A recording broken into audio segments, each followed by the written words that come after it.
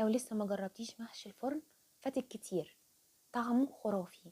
هقولك على كل التكات اللي يطلع معاكي مظبوط، والرز مفلفل ومش معجن ومستوي على الاخر.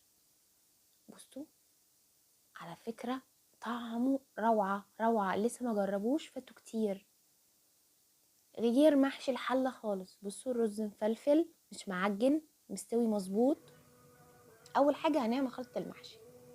انا معايا هنا حوالي 4 بصلات كبار متقطعين، نزلتهم على ربع كوبايه من الزيت تقريبا. المحشي بيحب الزيت عشان يطلع بيلمع.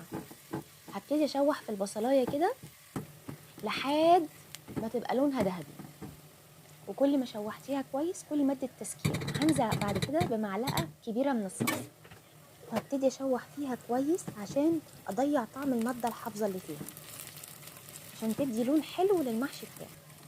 وهنزل عليه